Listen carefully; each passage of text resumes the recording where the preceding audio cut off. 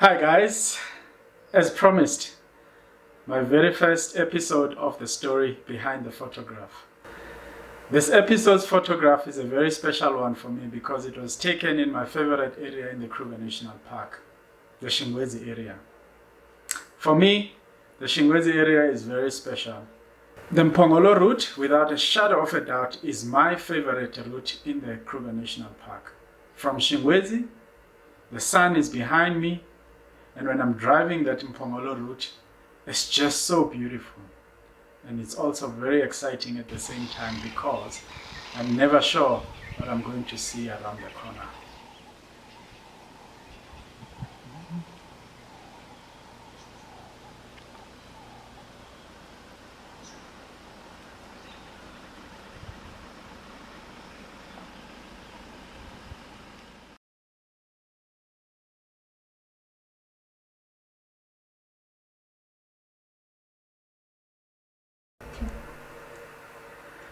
So I'm driving along my favorite route in the Kruger National Park, the S56.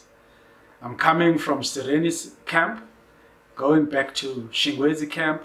Again, the sun is behind me, everything is beautiful, and I'm just hoping that I'm gonna have one beautiful sighting. As I come around the corner, I see a car parked on the left side of the road, and my heart starts beating, and I'm thinking, please let it be a leopard, please let it be a leopard.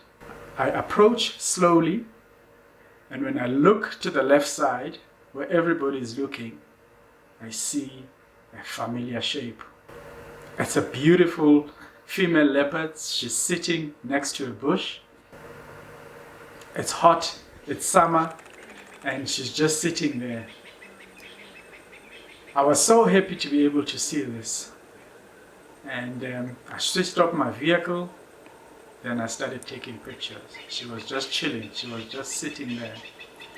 The whole time I'm taking pictures, I keep smelling something, like a dead carcass. I looked around, but I couldn't see anything.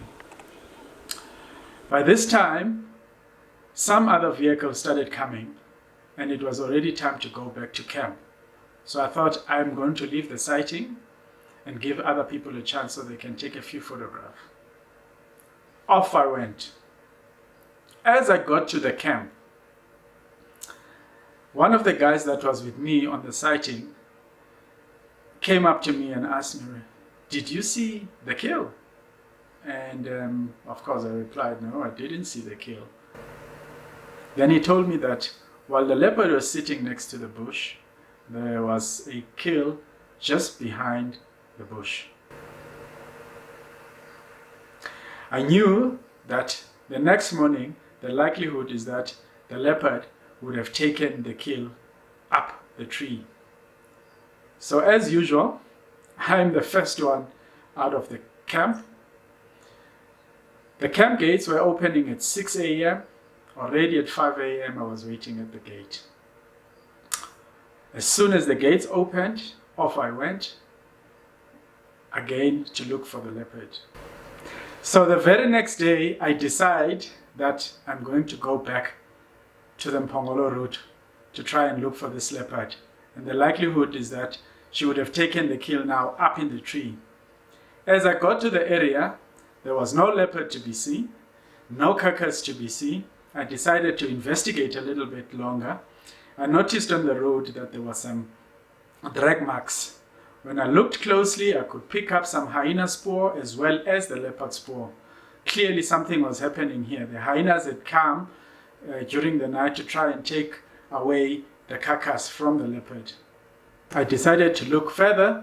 I drove up and down the road. Eventually, I picked up on a piece of a carcass that was hanging on an apple leaf tree. The hyenas had obviously taken the rest of the carcass away from the leopard. Unfortunately, the leopard was also not there.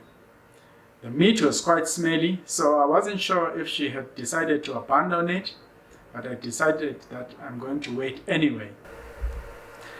Beautiful photographs and beautiful sightings don't just present themselves. You just have to be patient. So I decided, oh well, I might as well just wait, even if it took me the whole day to wait for this leopard, because I knew if she came back, it would be such a beautiful sighting. I'm sitting there falling asleep. It's starting to get hot. I've been here since 6:30 in the morning and the leopard is nowhere. All of a sudden, the monkeys start going crazy. Alarm calls everywhere. I pick up on this one monkey. He keeps looking on one direction, down in the riverbed. I looked down the riverbed. I could not believe my eyes. There was a leopard standing right in the middle of the riverbed, making her way back to me and the carcass. It was so exciting. Can't believe what I'm watching. She's coming back. She's coming back.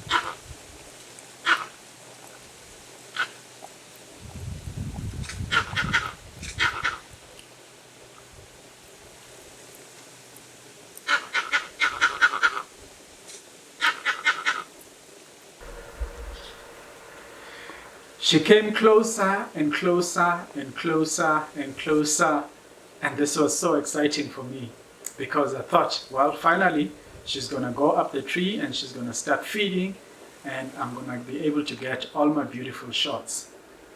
Unfortunately, it was already hot and she decided, well, she's just gonna sit under the shade where the carcass was, so she didn't go up. It was a very hot day and she decided to just sit there for the rest of the afternoon.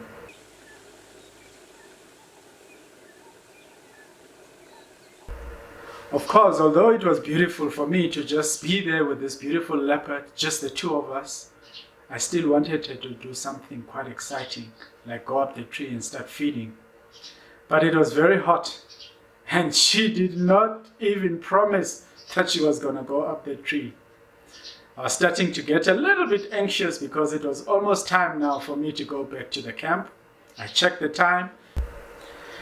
10 hours later, she was still sleeping under this tree. It was hot, she was panting, and she was not even promising that she was going to go up the tree until a battalion eagle came to save me. And all of a sudden, the battalion eagle started circling down and coming down to try and feed on the carcass. Like a speed of light, just before I was even ready to switch on the camera to capture this leopard, she was already up in the tree and she chased the battalion eagle off. At least, finally, now she was on the tree. She came up the tree, she sat, she looked back at me and gave me a beautiful look. She then found a branch and sat there and posed for me beautifully. I took some really incredible shots of her, of just a leopard looking at me, looking beautiful. Although she was not feeding on the carcass, I was still grateful that she was at least up the tree. Eventually, she started falling asleep. We spent an incredible time together. We really spent some special moments together. Eventually, she started falling asleep, and that was the time when I knew it was time for me to go back to camp. What a beautiful day. What a beautiful way to end the day. Ladies and gentlemen, please like and subscribe to my channel. In that way, you'll be helping me create more videos. Until the next episode of The Story Behind the Photograph, my name is Rodney Nombekana.